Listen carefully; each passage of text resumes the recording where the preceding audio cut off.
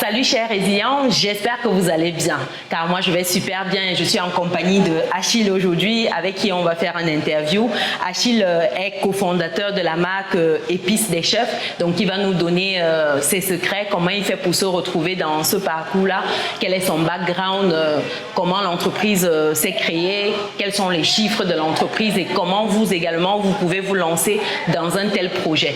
Donc sans plus tarder, chers résilients, restez scotchés jusqu'à la fin de la vidéo car Achille va nous partager des pépites.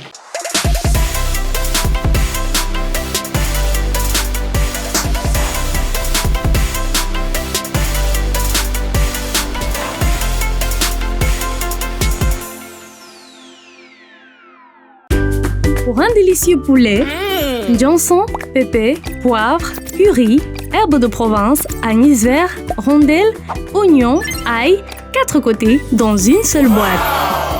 La mère ne fait plus l'appel des condiments pour tes préparations.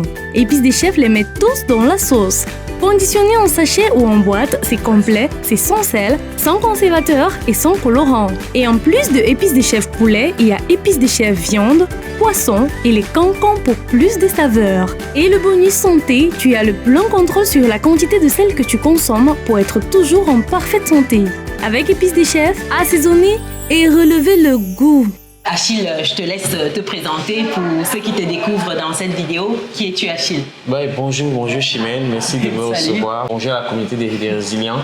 Je suis Achille Fonou et cofondateur des épices d'assaisonnement Épices des Chefs. Les épices des chefs, c'est quoi? Ce sont des épices d'assaisonnement avec lesquelles nos mamans, nous-mêmes les jeunes et tous ceux qui sont passionnés de cuisine peuvent se rendre la vie facile. Épices de chef, pourquoi?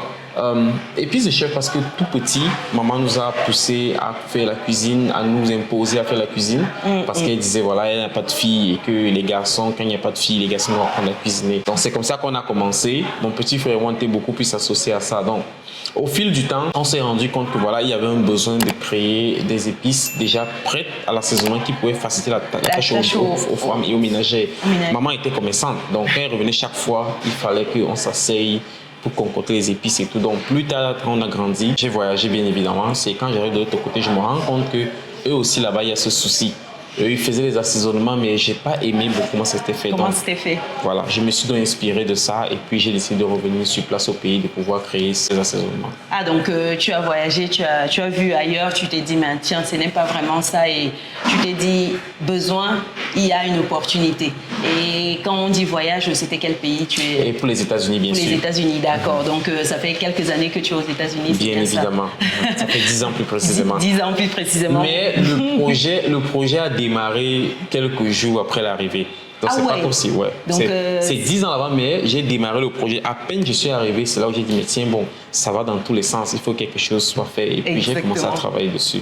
C'est magnifique. Moi, j'aime bien cette parenthèse. Ça montre que quand on voyage, on doit garder l'œil ouvert, l'esprit ouvert aux opportunités. Et l'idée, c'est de venir adapter cela à nos réalités, adapter cela à notre environnement. Donc, quand on voit ce qui se passe ailleurs, allez, on ne fait pas un copier-coller, on adapte. Du copier contextualisé. Exactement. Parce que copier-coller, ça va dans tous les sens. Copier contextualisé, c'est la meilleure des choses. Parce que quand vous copiez et que vous contextualisez, vous permettez à ceux qui vivent localement de s'y reconnaître, d'embrasser sans trop de crainte.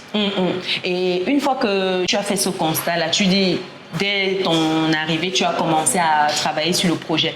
Mais ça a mis combien de temps pour qu'on en arrive à avoir des produits comme ceci? Je vais présenter ensuite les produits. Achille pourra le faire. Mais ça met combien de temps pour qu'on passe de l'idée du constat à une entreprise? Déjà, c'est quoi l'entreprise derrière? Et combien de temps on met pour faire sauter le pas en entrepreneuriat? Ça, c'est une très bonne question. Déjà, l'entreprise, c'est Food Processing Cameroon. Oui, je vais mettre les éléments en dessous de la vidéo et dans le descriptif également. Voilà, donc c'est Food Processing Cameroon. Mais l'idée, j'ai encore mes brouillons. Quand je commence à écrire ça en 2016, j'ai encore mes brouillons où j'écrivais, ça allait dans tous les sens, il y a tellement de choses que j'écrivais. Mais je me suis rendu compte finalement que ça, c'était la base. Pourquoi? Parce que voici ce qui pouvait me rendre différent des autres.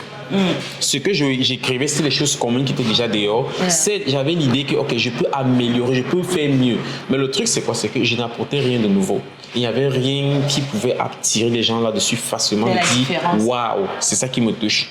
Donc, j'ai donc dit, OK, il faut travailler dessus. On a commencé à travailler, nous avons bossé dessus et de l'idée au premier prototype, c'est 7 ans.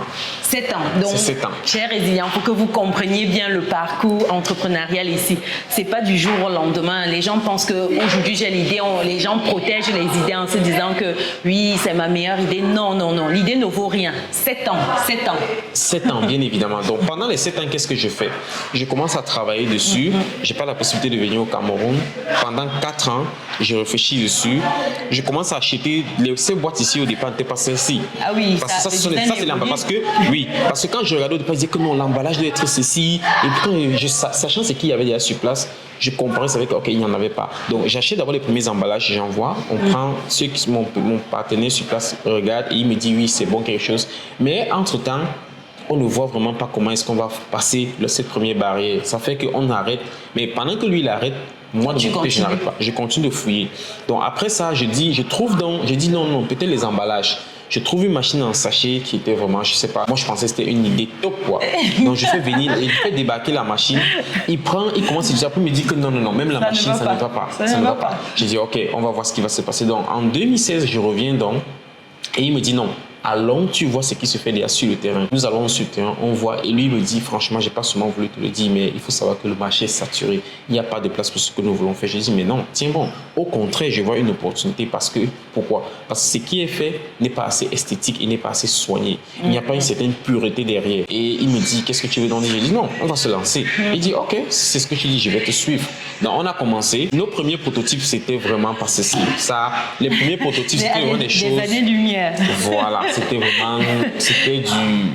Je ne peux pas décrire ça, mais j'espère qu'un jour j'aurai l'opportunité de pouvoir retrouver ces emballages. Parce que je pense que je les ai quelque part pour montrer au mot public, voici où nous avons commencé, voici l'intermédiaire, parce qu'il y a eu 2 intermédiaires, premier intermédiaire, deuxième intermédiaire, et voici ce que j'ai aujourd'hui. À côté de ça, autre chose que j'ai constaté, c'est que j'ai voulu utiliser des partenaires qui n'étaient pas locaux pour pouvoir faire les designs et autres. Mais à chaque fois, je me trouvais avec un problème qui était celui quoi. Eux, ils n'arrivaient pas à matérialiser ce qui était local. Donc, il y avait ce déphasage-là. Et c'est la raison pour laquelle je pense que c'est l'une des raisons pour laquelle ça a aussi un peu traîné parce que j'étais beaucoup plus orienté à faire avec des gens extérieurs au Cameroun. Donc, 2016, on commence à bosser dessus. 2017, 2018, premier prototype sort. Et on a distribué 2018. On avait produit comme ça 400 boîtes. Parce que je lui ai dit, on va essayer de faire un peu comme les autres, c'est-à-dire le marketing où on produit, on donne aux gens d'aller déguster. Nous avons produit 400 boîtes, nous avons distribué gratuitement aux gens. Ils ont les ménagers, oui, c'est un très gros coup. Les ménagers ont dégusté, beaucoup de retours vraiment négatifs. C'est amer, c'est pas le goût, c'est quelque chose de dépassé à l'intérieur. Étant donné que nous ne sommes que 2 garçons, il n'y a pas une femme à côté qui me dit comment ça se passe. On dit, ok, on va rentrer au labo, il n'y a pas de problème. Donc, ça l'a pris, lui et moi, ça nous a pris 1 an. Il est retourné travailler dessus. Il y a des ingrédients qu'on a dû retirer parce qu'il y en avait qu'on mettait pensant que c'est pour. Voilà, on a donc fait tous les ajustements. Donc, et en 2019, les premiers prototypes sont prêts. Je reviens, janvier 2019 précisément, on a lancé les produits. Et depuis ce point, on fait notre bout de chemin. C'est une évolution constante. Ces emballages, si je vais rappeler, n'étaient pas ceux qu'on a lancés avec. Ceux-ci sont sortis en 2020, 1 an plus tard, quand on s'est rendu compte qu'il nous fallait un designer local. Épuré aussi. Et épurer le designer. C'est vrai que jusqu'à présent, il y a encore du travail là-dessus. Mais le designer local il a mis la main dessus, il a redesigné. Et puis nous sommes retrouvés avec ce que nous avons pour le moment. C'est magnifique, Achille, ce que tu partages. Parce que je tiens à souligner un point, c'est que Achille s'est lancé. Ce qui manque à beaucoup, quand j'échange avec beaucoup, c'est qu'ils ont des idées, ils attendent des financements de millions. On va parler aspect chiffres là pour que vous compreniez le parcours. C'est que Achille a eu son idée, il a commencé tout de suite avec le cofondateur et progressivement, ils ont amélioré leur idée, ils ont amélioré leurs produits. Ça ne s'est pas fait du jour au lendemain. Vous voyez le parcours entrepreneurial. C'est pour vous dire que lorsque vous avez un projet, quelque chose qui vous tient à cœur, lancez-vous. Vous n'aurez pas le design final, le produit final. Au fil de l'eau, vous allez améliorer le produit et c'est ça qui compte. commencer, se mettre en route. Donc, entre ce temps-là et le dernier produit, donc on est en 2019, le produit sort 2020, entre-temps, le design évolue. Oui. Donc, aujourd'hui, en 2022, on est déjà à cette variété-là. C'est quoi les gammes qu'on a? Parce que là, je vois, on a la version avec les petits sachets comme ceci que j'ai actuellement. On a également ça s'appelle Ça, ce sont les boîtes. en boîte aussi. Donc, il n'y a que ces deux versions-là où on a d'autres versions et différents produits. Déjà, qu'est-ce qu'on a comme gamme de produits? Donc, pour un début, nous avons commencé avec 5 produits. D'accord. Et c'est vrai qu'on était avec 10 au départ, mais on a dit non, il faut réduire pour pouvoir être capable de supporter et de maîtriser la chaîne. Donc, nous avons réduit à 5 produits qui étaient quoi? Ceux qui sont vraiment régulièrement courants là dehors. Qu'est-ce que nous avons fait? On a dit il faut une épice d'assaisonnement pour viande, qui est celui que nous avons là. Ça, la viande. Voilà, pour assaisonner. C'est pas seulement la viande, c'est pour faire des assaisonnements de viande, c'est pour assaisonner la viande et les sauces à base de viande. D'accord. Deuxièmement, il y avait épices pour poulet. Ça, c'est pour les sauces à base de poulet et pour assaisonner le poulet. Et pour le poulet. Voilà. C'est ça. C'est ça. Il y a poisson. Et il y a pour le poisson Pour le également. poisson également. D'accord. Maintenant, on s'est rendu compte que généralement, quand nous allons dans les fast-food, dans les tournes d'eau et autres, les soya, tout le braise, Oui. on va manger, on dit oh, mets le cancan, mets le piment. Voilà. Ce que nous avons tout simplement fait, c'est de redesigner le cancan, de le mettre un peu plus esthétique. Donc aujourd'hui, vous pouvez acheter ça, c'est le cancan. Ça se décline en deux saveurs. Cancan extrêmement pimenté pour ceux qui aiment des saveurs chaudes, Oui. et le cancan légèrement pimenté pour ceux qui ont des problèmes d'estomac. Si vous ne supportez pas trop le piquant, donc vous pouvez utiliser celui-ci sans problème, sans risque de vous faire étouffer ou d'avoir un souci. Donc, on a donc décidé de redesigner les cancans, bien évidemment, puisque il y a aussi, à un moment donné, il y a eu cette polémique où on faisait savoir que le cancan, il y avait des gars grattaient des noyaux d'avocat et mettaient à l'intérieur. Ah oui, c'est... On a dit côté esthétique et côté hygiénique, on va toucher à ça. Donc, ça fait qu'aujourd'hui, n'importe quel voyage, juste quelques sachets dans votre sac, vous arrivez quelque part, vous achetez votre viande. Dès qu'on vous a remis la viande, on dit non, pas de cancan. Non. J'ai le mien, vous sauvez, vous versez carrément à l'intérieur directement. Donc voilà ce que nous avons commencé. Maintenant, quand on le fait, nous sommes d'abord avec des flacons ou des boîtes au départ. Mais il se trouve que la boîte devait être un peu plus chère. Bien sûr. Or, c'est vrai, c'était un produit, on s'est dit on voulait un produit premium. Et sur le terrain, on se rend compte que ça se trouve être un problème de santé nationale. Pourquoi? Parce que la majorité des épices ou des assaisonnements sur le marché sont bourrés de sel. C'est vrai. La majorité sont bourrés de glutamate, de monosodium de glutamate. Or, qu'est-ce que nous apportons? Nous apportons un produit sain, sans sel, sans cube, sans produits chimiques, sans glutamate, sans colorant. Wow. Tout est naturel à l'intérieur. Ça... Et on s'est donc dit, voilà, mais pourquoi c'est vraiment une tranche de la population? Il faut donc faire un packaging adapté à la consommation de masse. Exactement. Et c'est d'où les sachets arrivés. D'accord. Donc voilà pourquoi les sachets de 10 grammes qui coûtent 100 francs sur le marché, avec 100 francs, vous avez votre sachet. Pour un repas, je vais prendre un cas simple, pour une sauce tomate, aujourd'hui à base de viande, à base de poulet ou à base de poisson, vous avez besoin de 2 sachets de viande ou de poisson ou de poulet et un sachet de cancan. Terminé. Fini. Juste, et autre chose, c'est quoi? C'est que nous donnons la pleine latitude à tous les consommateurs de contrôler la quantité de sel qu'ils consomment. Ah oui. 2 sachets, un de cancan, poisson, poulet ou viande, du sel. Vous ajustez avec en termes d'oignon, en termes d'ail, condiment vert et c'est terminé. Et c'est fini. Vous faites votre sauce là. Vous faites votre sauce. Si c'est pour les grillades ou des barbecues, c'est pareil. Vous sortez avant de sortir de la maison le matin, vous pouvez faire mariner, mettre au frais. Ou bien même à la température normale, ambiante, vous revenez le soir, tout est mariné, vous passez juste au four et c'est terminé. Plus besoin d'autre chose. Ou à la poêle, bien évidemment. Pas seulement le four, hein, cher résilient, oui, résilient. Bien évidemment. Donc ça fait que c'est tout cet ensemble-là qu'on a apporté. Maintenant, à ce moment donné, quand nous travaillons le produit, on veut juste un raccourci pour les dames, on veut juste un raccourci pour les ménagères. Mais il y a une chose qu'on ne s'est pas rendu compte, c'est que pendant toutes ces recherches, la manière de doser et d'ajuster a fait que nos épices puissent ressortir le goût de l'umami. L'umami, c'est quoi? C'est le 5e goût du goûter, qui est cet élément principal que nous recherchons dans ce qu'on appelle généralement le cube, le bouillon de cube. Donc, ce 5e goût est ressorti à cause de la manière d'ajuster, d'agencer les ingrédients. Voilà, donc ça fait qu'aujourd'hui, on a un produit qui non seulement assaisonne, mais relève également le goût.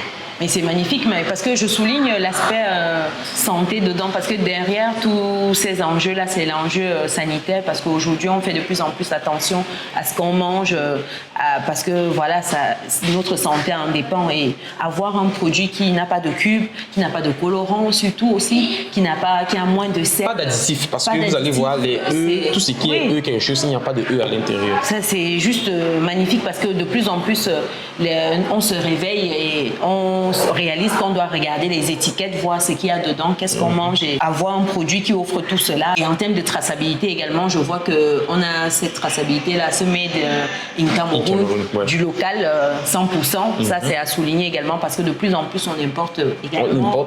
Ouais. Non, c'est importé.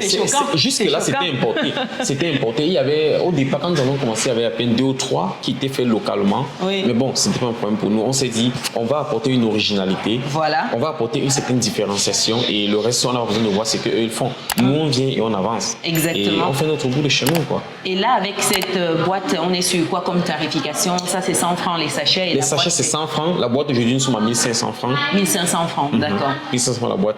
Après, au détail.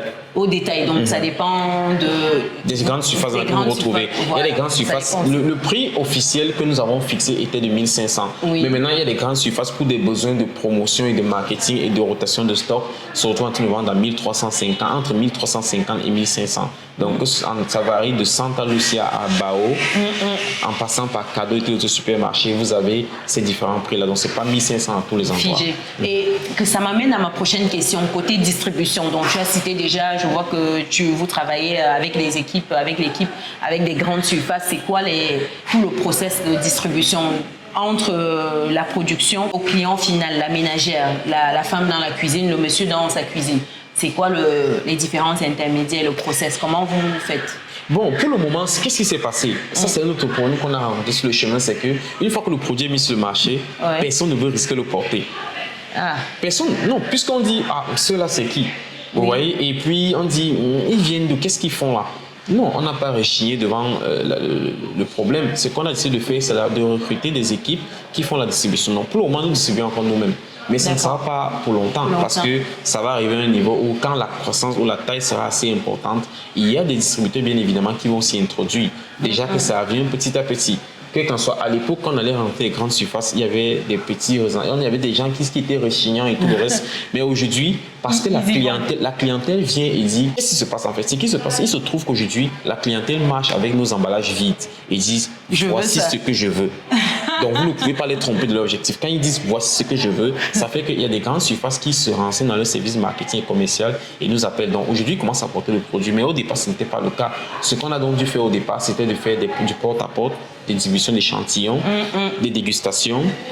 On s'est retrouvé à faire de la cuisine où on cuisine, on amène dans les marchés, on fait les gens manger et on leur dit ce qu'on a mangé est sans cube, juste un peu de sel. Et ils disent, je ne pense pas. Ils disent, c'est vrai ça? On leur dit oui. Ils disent, ok, je vais déguster. Exact. Donc, et c'est comme ça, quoi. Mais ce qui a aussi fait notre force, c'est que la qualité du produit a fait que l'erreur aujourd'hui pour n'importe quel consommateur qui n'a pas encore goûté à ça, c'est de déguster.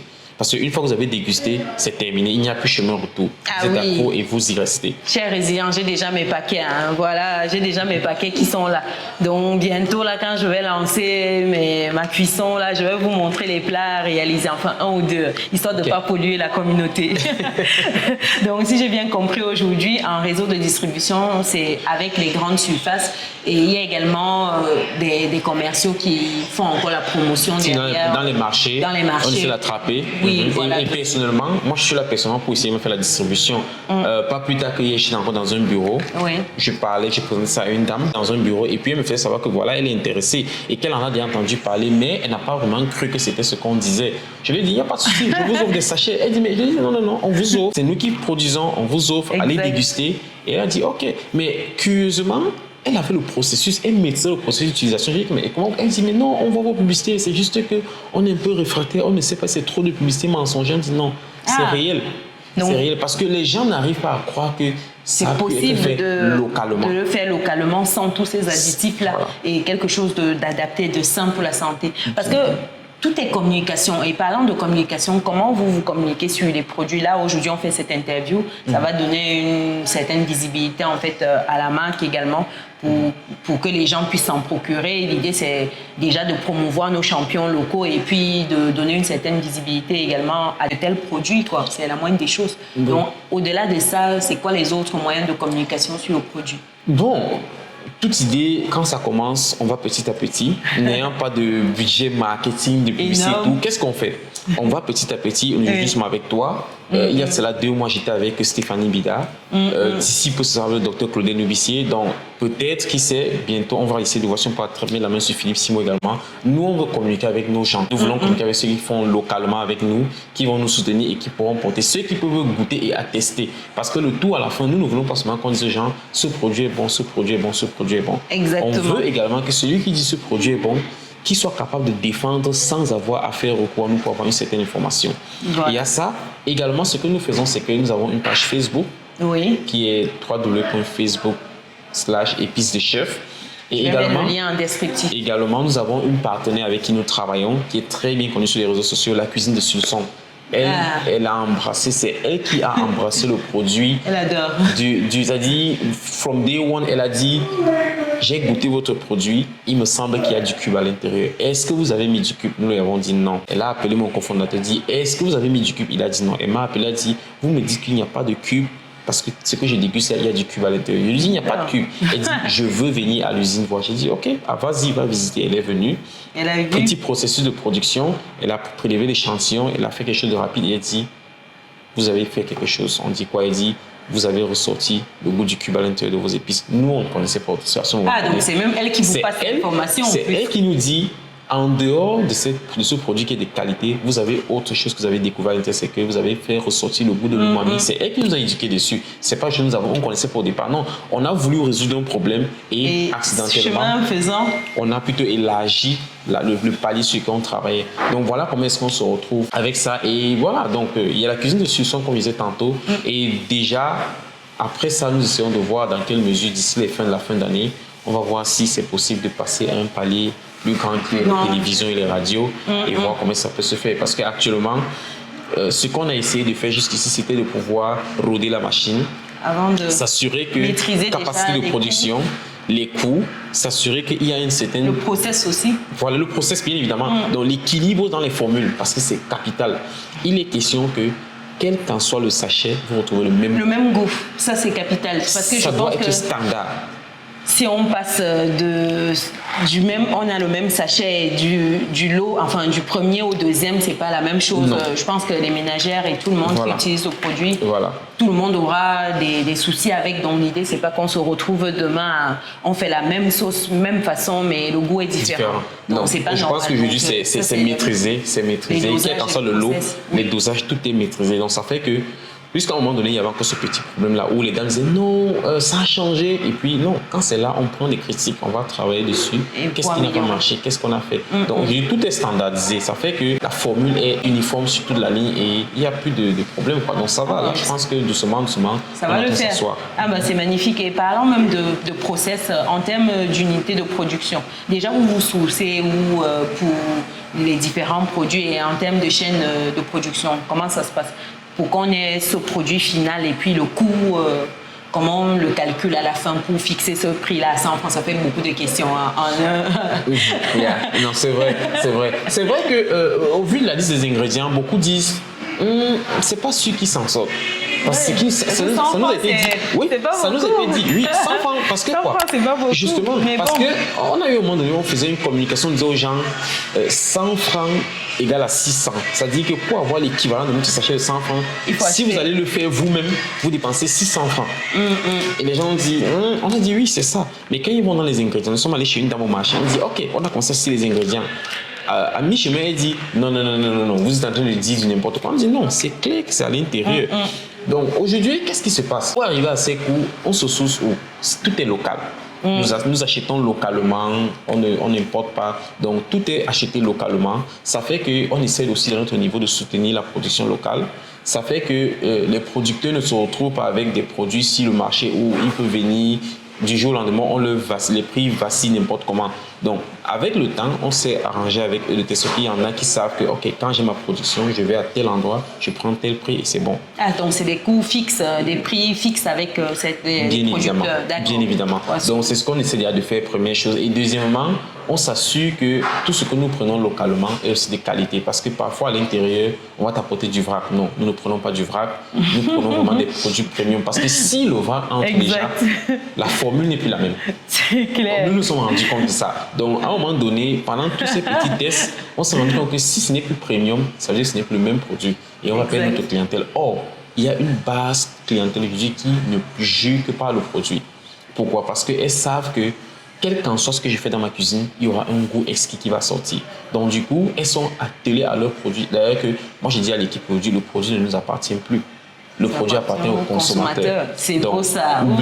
Oubliez. C'était notre projet, mais ce n'est plus le nôtre. C'est le projet des consommateurs. Dans ça, il y a une dame qui nous a écrit l'autre jour, par exemple, pour dire il se trouve qu'il y a la contrefaçon dehors. Faites très attention parce que notre santé dépend à 70% de ce que nous consommons. Et puis, j'ai dit, waouh, je suis allé mener les enquêtes.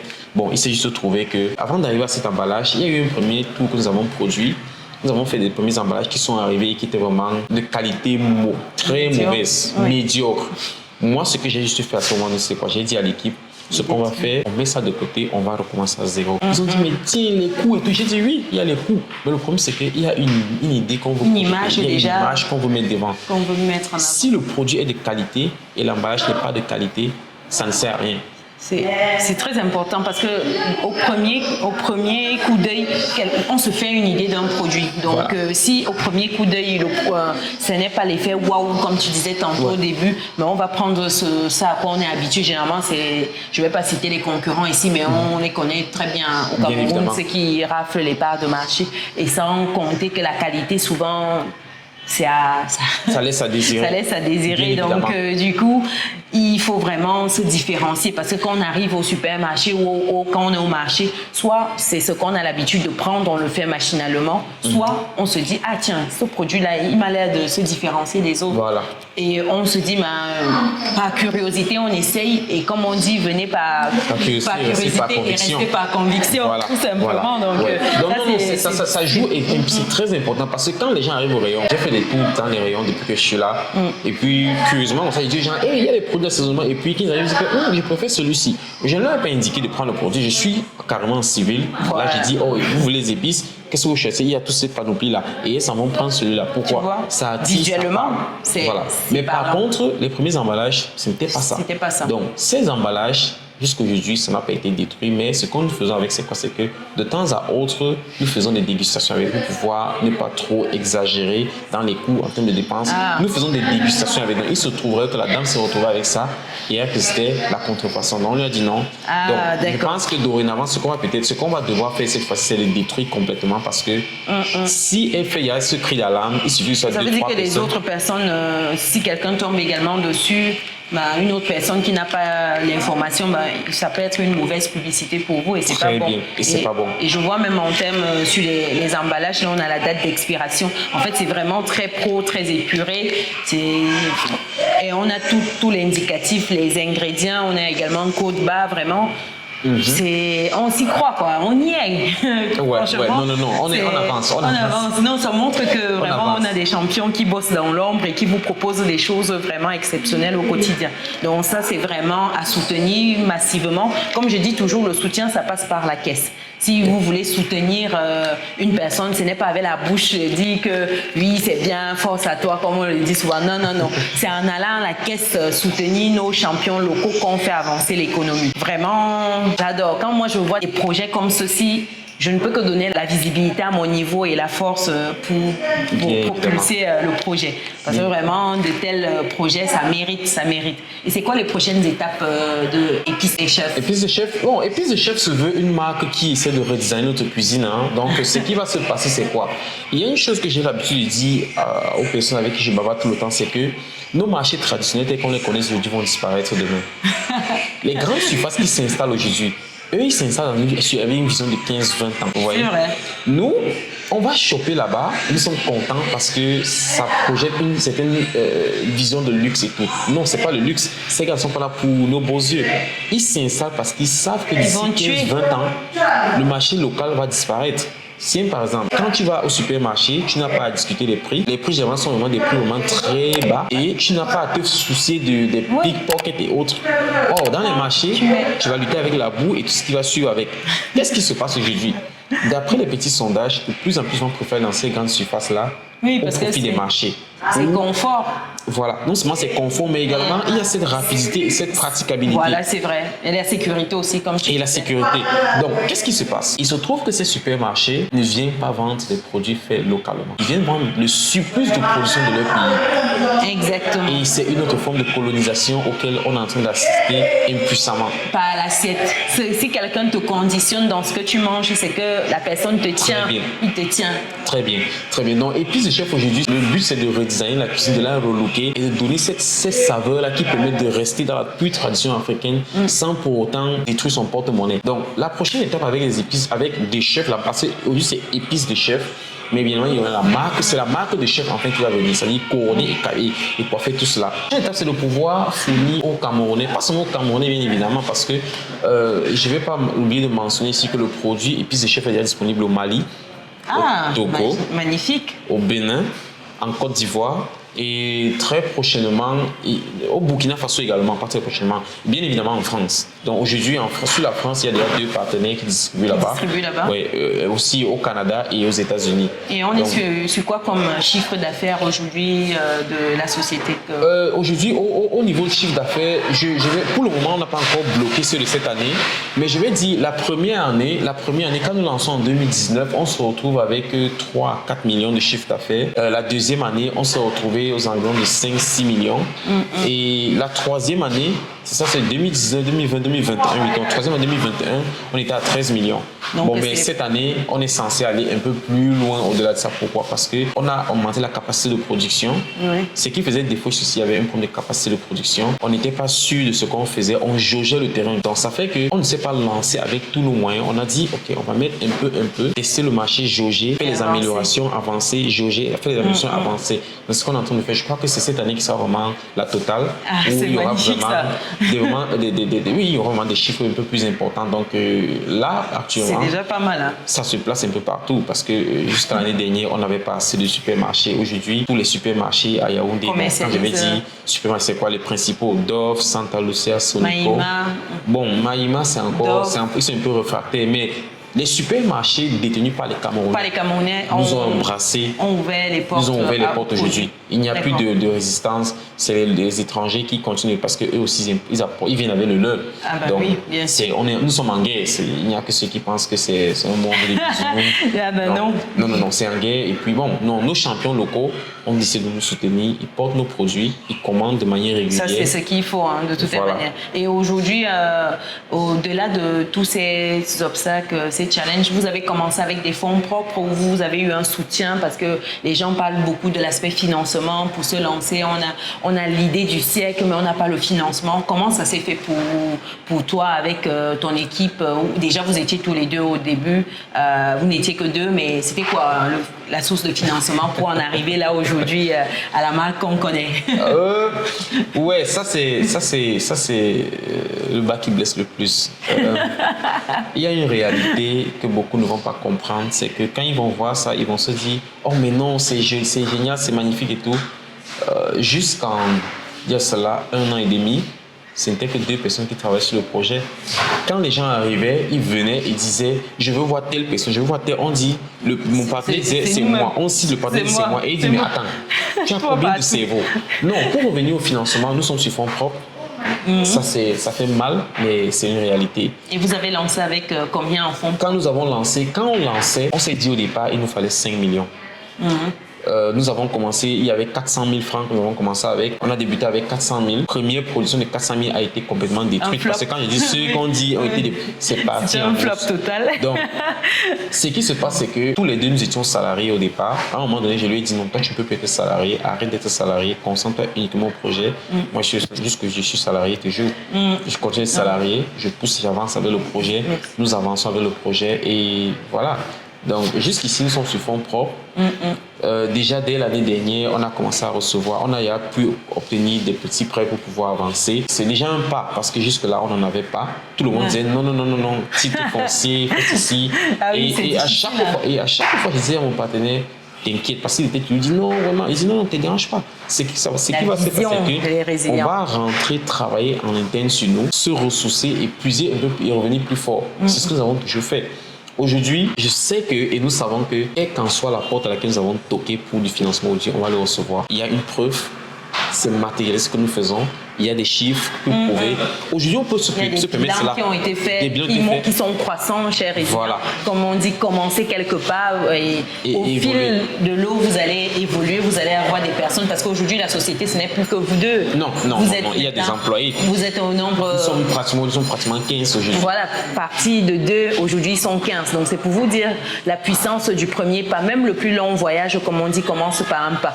Faites ce pas-là qui va vous rapprocher de vos rêves. Parce que c'est très facile de voir les gens aujourd'hui à ce stade et de se dire que oui, on parle de millions. Mais avant ces millions-là, on a commencé avec 400 000 francs CFA. 400 000 francs CFA. Voilà. C'est même pas 1 000 euros. Non. Même pas 1 000 euros. Donc, je parle d'idées business ici qui vous donnent, vous pouvez gagner 1 000, 2 000, 3 000. Même pas 1 000 euros, ils ont lancé le projet. Et au fil de l'eau, le projet a grandi. Et sachant qu'il y a eu des pertes au début, parce que le premier stock détruit.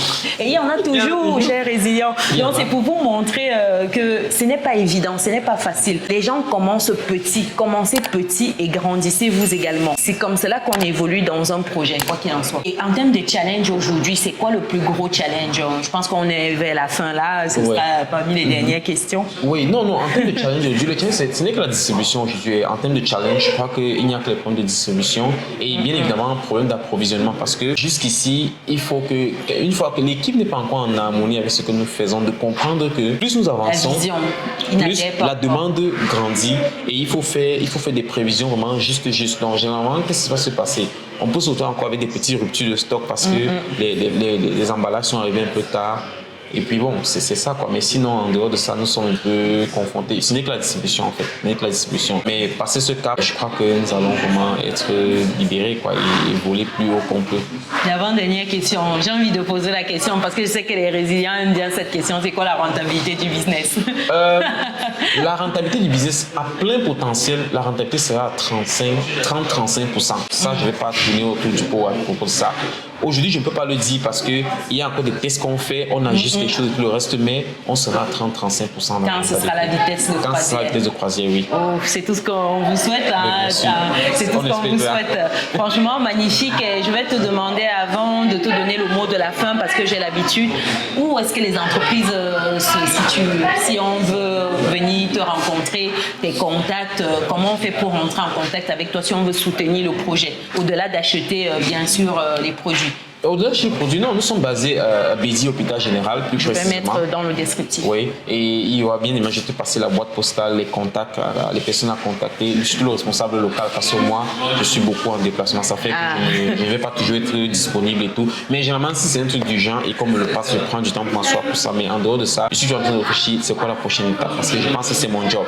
Oui. Eux, ils font le leur. Le mien, c'est de dire, je vous amène à quel niveau? Oui, c'est à quel niveau? Et quand je viens, je présente, ils approuvent. Ils apportent les modifications, les suggestions et tout, et on avance avec. Et vous avancez. C'est comme ça. Ah non, mais c'est magnifique. Et donc, on arrive au terme de cette interview. Il y a tellement de questions. Je pense que vous allez les mettre dans les commentaires et on fera un live à l'occasion avec Achille qui sera, bien entendu, je pense, disposé à répondre à toutes vos questions. Ce sera avec un plaisir, je pense, Achille. Donc, on va se programmer le live s'il y a besoin de clarification et comme cela, il va répondre à toutes les questions. En tout cas, moi, j'ai échangé avec Achille, j'ai pris plaisir à échanger avec lui. Je vais lui laisser le mot de la fin comme c'est coutume sur Business et Réussite.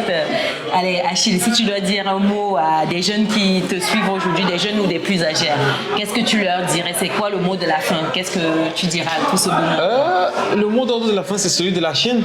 Résilience, c'est tout. C'est tout. C'est tout. C'est la résilience parce que si ce ne fut la résilience, nous ne serons pas où nous sommes aujourd'hui. Si ce ne fut la résilience, c'est vrai qu'aujourd'hui, on va voir épices de chef, on va voir les produits de chef. Nous avons fait un peu d'élevage dans l'eau, un peu d'agriculture dans l'eau. Mais est-ce qu'on s'est arrêté à là? Non. Non. Malgré tous ces pertes d'argent qui sont partis, on ne pense plus à ça, on a dit non, on veut un autre truc qui peut permettre de servir la communauté, permettre de servir ceux qui sont autour de nous. Et puis, bien évidemment, le reste sera vraiment, ce ne serait que des formalités, quoi. Résilience, c'est ce que je peux dire. Résilience et ténacité, oui. Magnifique. Il a redit le mot d'ordre de la chaîne, je vous appelle les résilients. Et la résilience, comme Achille l'a dit, c'est ça qui permet de passer d'une idée à un projet, du projet à ses objectifs et ainsi de suite progresser dans sa vie. Ce n'est que la résilience parce qu'en cours de route, il y a toujours des obstacles et si on se limite à ça, on ne fait rien. Que ce soit sur le plan professionnel ou personnel, il y a toujours des obstacles. Donc voilà un peu le petit échange que je voulais partager avec vous sur la chaîne.